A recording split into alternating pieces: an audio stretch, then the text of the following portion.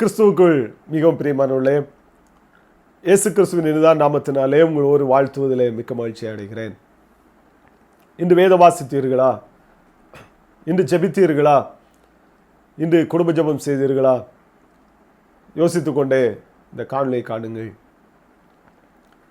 உங்கள் எண்ணங்களை மாற்றுங்கள், அற்புதம் நடக்கும் என்கிற இந்த காணொளி மூலமாக உங்களை சந்திப்பதிலே மிக்க மகிழ்ச்சி அடைகிறேன். அநேக நேரங்களிலே நாம் ஆண்டவரிடத்திலே அநேக அற்புதங்களை எதிர்பார்த்து காத்திருப்போம், நன்மைகளை எதிர்பார்த்து காத்திருப்போம். அந்த நேரத்தில் நம்முடைய எண்ணங்கள் நாம் ஆண்டவரிடத்தில் கேட்போம், உடனடியாக கிடைக்கவில்லை என்று சொன்னால் நாம் அநேக நேரங்களில் நம்முடைய எண்ணங்கள் எல்லாம் வித்தியாசமாக மாறிவிடும். நாம் இப்படி இருந்தால்தான் இந்த நன்மை கிடைக்குமோ, இப்படிப்பட்ட சூழ்நிலைகள் இருந்தால்தான் கிடைக்குமோ என்று சொல்லி நம்முடைய எண்ணங்கள் எல்லாம் ஆண்டவரை விட்டு தூரமாய் வழி விலகி போய்விடும். ஆனால் ஆண்டவர் சொல்லுகிறார், உங்கள் எண்ணங்கள் எல்லாம் நீங்கள் மாற்றுங்க. உடைய பழைய எண்ணங்களை தூக்கி தூர போட்டுட்டு ஆண்டவரை நோக்கி வாருங்கள். அவரை நோக்கி வரும் பொழுது அவர் உங்களுடைய வாழ்க்கையில் அவர் அற்புதங்களை செய்வர் போதுமானவராக இருக்கிறார். அவரால் கூடாத காரியம் ஒன்றுமே இல்லை. வேதம் சொல்லுகிறது, அந்த 100க்கு அதிபதி இயேசுவின் இடத்தில் வந்து சொல்லும், ஒரு வார்த்தை சொல்லும், அப்படி என் வேலைக்காரன் பிழைப்பான் என்று சொல்லுகிறார். ஆண்டவராய் இயேசு கிறிஸ்து ஒரு வார்த்தை சொன்னால் போதும், வாழ்க்கையில் உள்ள எல்லா இல்லாமையும் வறுமையும் கஷ்டங்களும் எல்லாம் ஒரே நிமிஷத்தில் மாறி போய்விடும். நிறைய நாட்கள் தேவையில்லை, ஒரு நிமிடம் போதும் ஆண்டவருக்கு அற்புதம் செய்வதற்கு.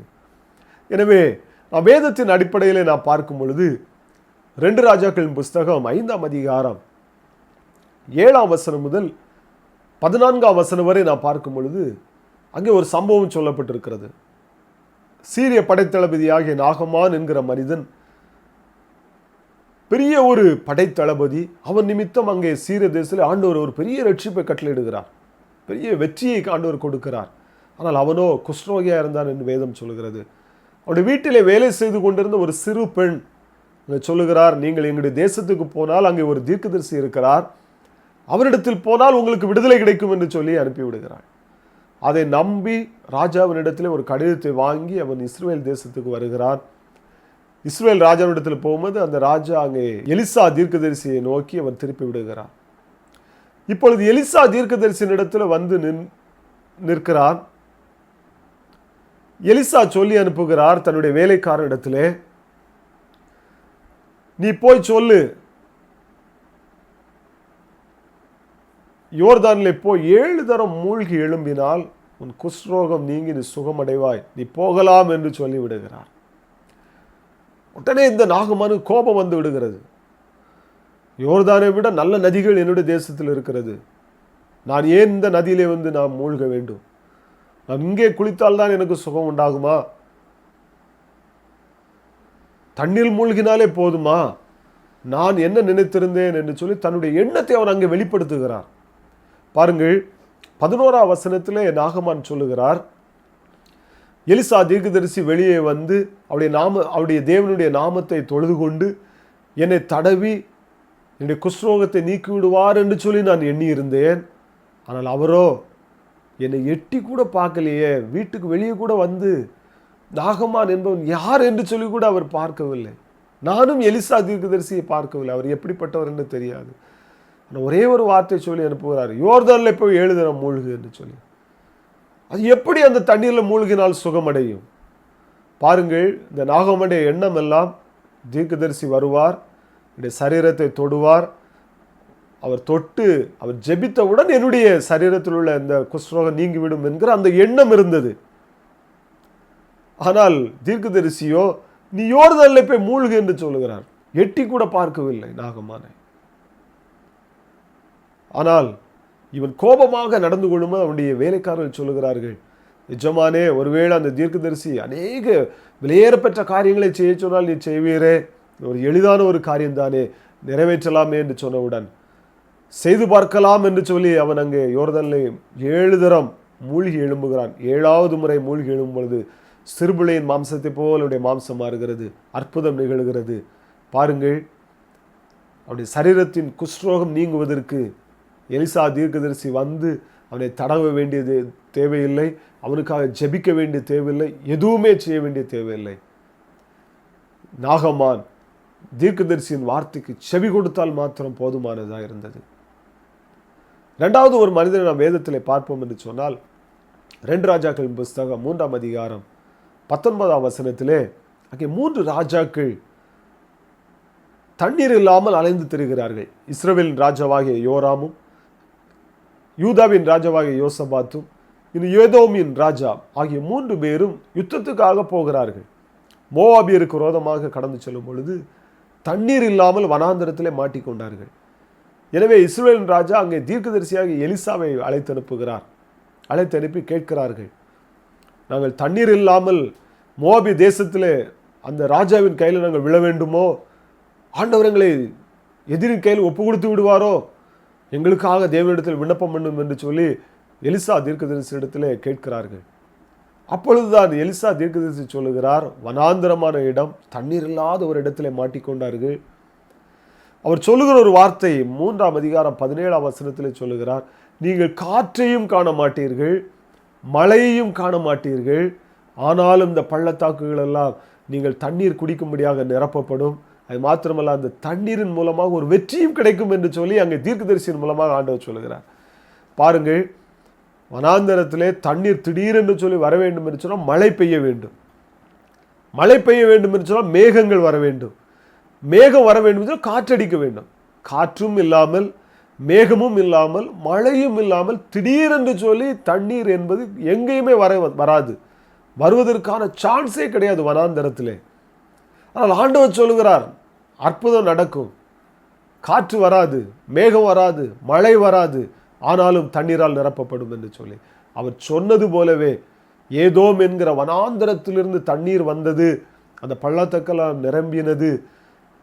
இந்த ஜனங்கள் எல்லாரும் தண்ணீரை குடித்தார்கள். அது மாத்திரமல்ல, மோவாபியர் அந்த தண்ணீரை பார்த்து இஸ்ரவேல் தேசத்தின் ஜனங்களுடைய இரத்தம் என்று சொல்லி நினைத்து ஒருவருக்கொருவர் அங்கே பட்டயத்தால் வெட்டி அங்கே கொலை செய்து அவர்கள் அங்கே அழிந்து போகிறதை நான் பார்க்கிறோம். ஆனால் இஸ்ரவேல் ஜனங்களுக்கோ யூத ஜனங்களுக்கோ ஆண்டவர் வெற்றியை கொடுக்கிறார். அவர்கள் வெற்றியை பெற்றுக்கொள்வதற்கு, தண்ணீரை பெற்றுக்கொள்வதற்கு காற்றும் இல்லை, சாதகமான எந்த சூழ்நிலையுமே இல்லை. கர்த்தருடைய வார்த்தையை மாத்திரம் நம்ப வேண்டும். அநேக நேரங்களில் இந்த காணொளியை கண்டுகொண்டிருக்கிற நாமும் கூட நிறைய நேரங்களில் நினைப்போம், ஆண்டவர் சில சின்ன ஒரு காரியத்தை சொல்றாரு, இந்த சின்ன காரியத்தை செய்தால் எனக்கு அற்புதம் நடக்குமா, என் வாழ்க்கையில் ஒரு நிம்மதி உண்டா, விடுதலை உண்டா, அற்புதம் நடக்குமா என்று சொல்லி நாம் யோசிப்போம். ஆனால் ஆண்டவர் பெரிய பெரிய காரியங்கள்லாம் சொல்லுவது கிடையாது, சிறிய காரியத்தை தான் சொல்லுகிறார்.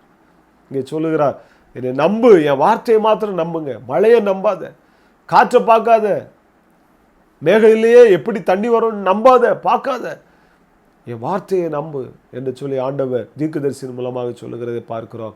சொன்னது மாத்திரமல்ல, அப்படியே அவருடைய வாழ்க்கையில நன்மைகளை கட்டளையிடுகிறார்.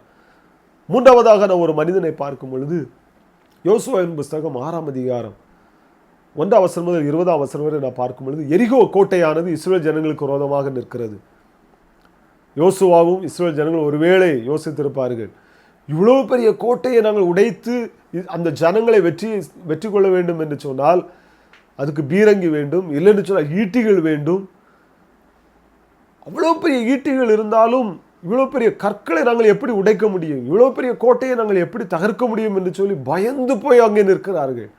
இந்த கோட்டைக்கு முன்பாக ஆண்டவர் அவர்களை பார்த்து சொன்ன ஒரு காரியம், எளிதான ஒரு காரியத்தை ஆண்டவர் அங்கே சொல்லுகிறார். நீங்கள் இதை கோட்டையை உடைப்பதற்கு நீங்கள் ஆயுதங்களை பயன்படுத்த வேண்டாம், உங்களுடைய பலத்தை நீங்கள் செலவழிக்க வேண்டாம், எதையும் உங்கள் ஞானத்தை செலவழிக்க வேண்டாம். ஒரே ஒரு காரியம், 6 நாள் ஒரு முறை நீங்கள் சுற்றி வாருங்கள், 7ஆம் நாள் 7 முறை நீங்கள் சுற்றி வாருங்கள்.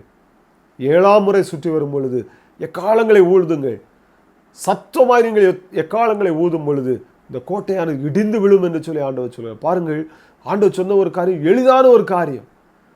7 நாளில் 6 நாள் ஒரு நேரம் சுற்றி வரணும், 7ஆவது நாள் 7 முறை சுற்றி வந்து 7ஆவது முறை சுற்றி வரும் பொழுது எக்காலத்தை ஊதினால் போதுமானது. ஒருவேளை அவங்க நினைச்சிருக்கலாம், ஆண்டவர் என்ன காரியத்தை சொல்லுகிறார், கோட்டை உடைய வேண்டுமே, கற்கள் தகர்ந்து விழ வேண்டுமே. அதனால் ஆண்டவர் சொல்லுகிற ஒரு காரியம், எக்காலத்தை மாத்திரம் ஊதுனா போதும், கோட்டை தன்னாட்டால் இடிந்து விழுன்னு சொல்லுகிறாரே என்று சொல்லி ஒருவேளை ஏளனமாக நினைத்திருக்கலாம், கேலி பேசி இருக்கலாம் அநேகர். ஆனால் ஆண்டவர் சொன்னதுதான். பாருங்கள், ஆண்டவர் எளிதான ஒரு காரியத்தை சொன்னார்.